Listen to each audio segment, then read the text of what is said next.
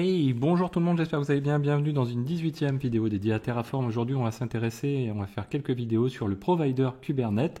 C'est l'occasion pour nous de faire un petit peu de rappel par rapport à ce qu'on a déjà fait au niveau de Kubernetes, donc presque 60 vidéos, et d'associer ça à l'apprentissage de Terraform. Alors, Kubernetes, sur quoi on va travailler? Donc, je suis reparti des vidéos, je crois que c'était vers les 50e vidéos, vers la vidéo 50 de Kubernetes, où on a un cluster que j'ai appelé Minikube, où si je fais un kubectl get nodes, j'ai deux nœuds, pardon, un master et un simple node qui va exécuter le gros du travail, qui va porter les pods. Derrière, donc, on a aussi également un HAProxy qui lui sert à load balancer sur les différents masters. En l'occurrence, on n'en a qu'un. L'idée, c'est de simuler un petit peu un environnement de prod. Donc, un HAProxy qui est prêt à load balancer et qui route vers notre master. Et derrière, un Keynode qui lui supporte les containers. Donc, pour faire ça, pour faire simple, on va donc du coup utiliser ce provider Kubernetes qui va être sympa puisque vous allez voir que du coup ça va nous permettre de vraiment gérer les ressources de manière assez sympathique, notamment quand on va les créer. On va pouvoir aussi les supprimer très facilement, utiliser le côté stateful de Terraform qui est moins facile à utiliser avec Kubernetes quand on l'exécute par la ligne de commande, puisque quand on lance un déploiement, il va créer des pods, il va créer pas mal de choses. Là, quand on va vouloir supprimer ces éléments-là, finalement, on a juste qu'à enlever la ressource. Terraform va regarder sur son tf-state si la ressource doit être présente ou pas. Si elle n'est pas présente, il va la dropper, ce qui va être beaucoup plus simple que d'aller les supprimer manuellement. Alors, le prérequis, c'est quoi? Avoir un cluster cube qui est accessible via le port 6443, qui est le port d'API, et un certificat ou des certificats kubeconfig. On a deux manières d'utiliser le provider, donc dans la déclaration du provider. Soit on utilise le certificat, donc nous, ce qu'on va faire de base kubeconfig, soit on lui passe l'IP du cluster plus les certificats, on va dire de manière plus manuelle, en lui décrivant la localisation de chacun des éléments. Derrière, qu'est-ce que fait Terraform? Terraform, lui, donc, c'est un outil qui utilise de l'API essentiellement. Donc, il va utiliser le service Kube API Server qui est porté par les masters pour pouvoir créer les ressources nécessaires ou les supprimer éventuellement. Alors pour ça, nous on a besoin de Terraform. Donc première chose, déjà on va installer wget et unzip, donc qui sont déjà installés. On va ensuite, peut-être que j'ai déjà les éléments, non. On va télécharger une version de Terraform. Moi en l'occurrence c'est la 0224 avec un wget. Voilà. Ensuite, on va dézipper ça dans usrbin. Hop. Voilà. Et ensuite, on va le rendre exécutable. Hop, voilà. Hop, si je fais sudo, c'est mieux. Ok, donc là, maintenant, si je fais un terraform, je peux tabuler, j'ai ce qu'il faut, je suis prêt à faire du terraform. Donc là, c'est une première chose. On est prêt à travailler. Donc les ressources Kubernetes, il y en a plutôt pas mal et il y a également des data sources. Donc première chose, les data sources, qu'est-ce qu'on a comme type d'informations qui sont à notre disposition? Donc je vous le rappelle, les data sources, c'est des ressources qui en fait ne sont pas modifiables. C'est plutôt une espèce de base de données qui est prête à fournir des informations à Terraform, en tout cas à ce qu'on veut en faire. Donc première ressource, Kubernetes All Namespaces. Là, c'est là où on va avoir la possibilité de récupérer la liste de tous les namespaces. Je vous rappelle, le namespace, c'est quelque chose de très important. C'est ce qui va permettre de cloisonner, d'isoler au sein du cluster. Ensuite, on a Kubernetes config map. Donc là, c'est pour avoir accès au config map, à la liste des config maps, etc. On a Kubernetes ingress. Donc là, c'est la liste des ingress. Je vous rappelle, l'ingress, c'est quoi? C'est ce qui permet de faire une sorte de routing à l'intérieur du cluster pour rediriger le trafic vers les bons services qui, eux, redirigent vers les pods. Voilà. Ensuite, on a les Kubernetes Namespace, donc à différencier de All Namespaces. Kubernetes Namespace permet d'avoir des informations spécifiques à un namespace.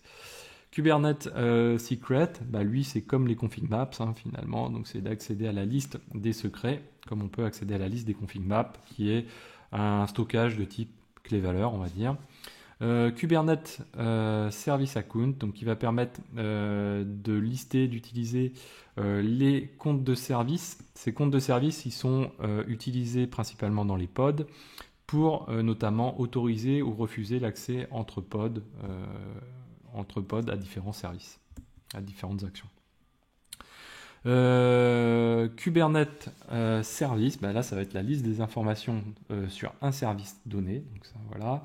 Et Kubernetes Storage Class, alors la Storage Class c'est on va dire ce qui fait la correspondance entre les PV et les PVC, ce qui permet d'avoir une couche d'abstraction au niveau des PV et d'avoir des PV de différents types.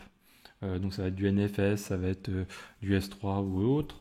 Et du coup, bah, le fait de créer cette storage class va permettre à nos PVC de pouvoir se connecter sur quelque chose dont ils ne savent pas trop ce que c'est et dont ils ne sont pas dépendants surtout. Donc tous ces éléments-là, hein, je vous rappelle toutes ces notions-là, vous retrouvez tout ça dans la playlist Kubernetes. Alors ensuite, quelques ressources, on ne va pas toutes les lister, bien sûr, les ressources Kubernetes Pod pour lancer un pod, Kubernetes Deployment pour lancer des déploiements. Donc là, on est au niveau un petit peu la couche logique la plus haute en matière de gestion des containers et des pods. Donc le déploiement, lui, va s'assurer d'une part de l'existence des pods, d'autre part du scaling de ceux-ci. Donc voilà, c'est quelque chose qui est très très important.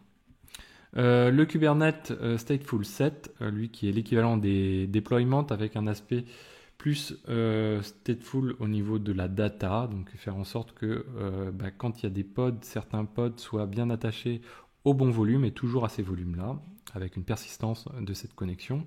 Les Kubernetes namespace, donc on va pouvoir créer des namespaces. Replication controller, donc là c'est l'échelon un petit peu intermédiaire entre le pod et le deployment. Les déploiements utilisant les replication controllers pour gérer les pods également. Le Kubernetes Service, donc pour créer des services. Kubernetes Config Map, Kubernetes Secrets et bien d'autres. Alors nous, c'est très simple. Donc là maintenant on a Terraform ici. On va créer un répertoire mkdir Terra. Je vais me rendre dedans. Ok. Donc, une fois dedans, toujours la même coutume. Main.tf et on va nous utiliser, donc j'ai déjà un modèle de fichier, voilà. Donc première chose, on va déclarer notre cluster, hop, ici provider, hop, Kubernetes, voilà. Donc là on déclare, alors non pas notre cluster, mais on déclare que l'on utilise Kubernetes, et par défaut, comme on se situe sur un nœud qui est capable de faire un kubectl, où est-ce qu'il est passé, voilà, get node, donc il a accès au master.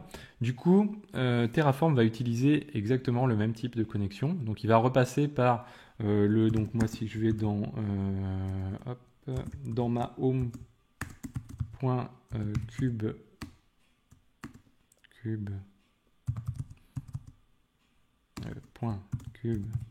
config, je retrouve ici donc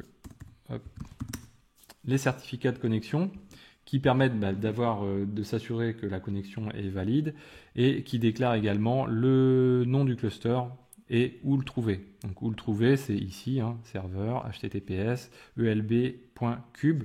Derrière, j'ai un petit DNS, non, j'ai tout simplement etc host qui déclare, alors bon là il y a pas mal de doublons, un elb.cube, vous voyez ici. Donc on réutilise la même connexion pour le kubectl que pour le main de Terraform qui est ici. C'est ce que veut dire le true ici du load config file. Sinon, on peut passer à false, et dans le cas de false, il faut déclarer où joindre le cluster cube. Il faut déclarer également les certificats en question. Donc derrière, nous, on va déclarer une ressource. On va lancer une seule ressource, on va en créer une seule. Kubernetes pod. en lui indiquant, en lui donnant un nom de ressource, hein, donc là c'est au sens Terraform et pas au sens Kubernetes. Donc nous on va l'appeler hop, ici, pour que ce soit bien parlant, mon premier pod. Donc là on crée bien un pod, pas un deployment. Et là on retrouve dans les fichiers, comme les fichiers de déclaration, les manifestes Kubernetes, un premier bloc qui est lié aux metadata et un deuxième bloc qui est lié aux spécifications de la ressource en question. Donc là, en l'occurrence, en metadata, généralement, bien sûr, on a le nom. Et puis derrière, on peut lui passer des labels et des annotations, etc.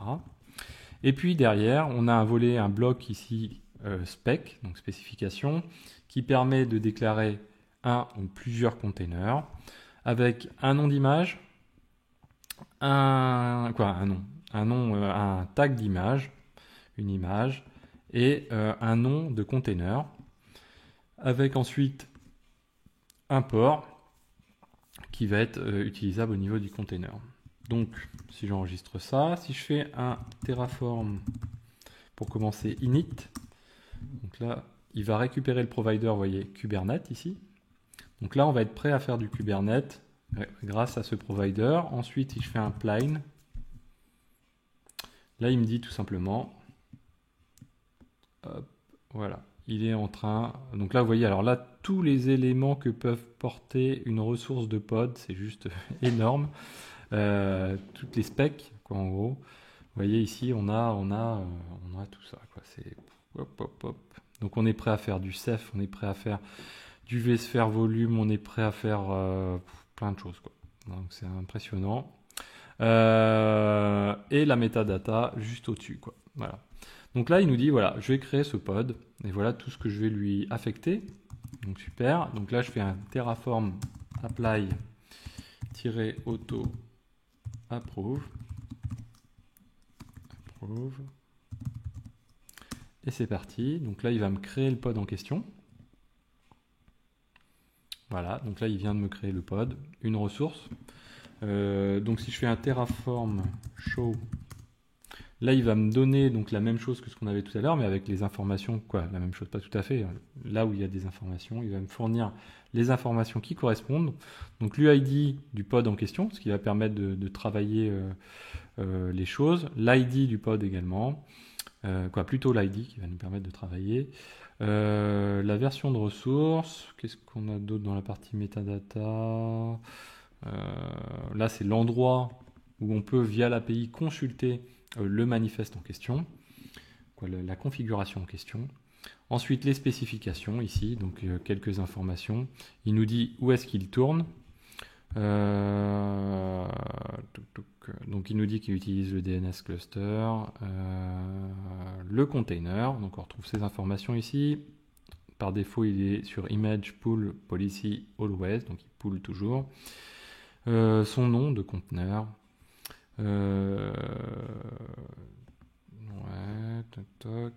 Donc là, vous voyez qu'on n'est pas sur le host port, donc pour l'instant, il n'est pas exposé nulle part. Voilà, donc pour vérifier, kubectl, kubectl get pod, et là je retrouve bien mon pod en question. Donc derrière, si je fais un kubectl get pods au wide, je sais effectivement qu'il tourne sur Knode 1. Si je fais un vagrant ssh Knode 01, hop, mini Knode 01, parce qu'ils sont préfixés dans mon cas. Si je fais un sudo-s pour être tranquille, si je fais un docker ps, ici je retrouve bien un conteneur ici avec une image Nginx. Le conteneur, son nom on le retrouve ici, un my Nginx. Vous voyez qu'il n'est pas exposé directement. Ici, j'ai une IP que je vais pouvoir tester en faisant un curl, mais uniquement uniquement au niveau du node. Voilà. Et donc là, j'ai bien un Nginx qui répond. Alors le gros intérêt de Terraform, ça va être ce genre de choses-là, surtout aussi.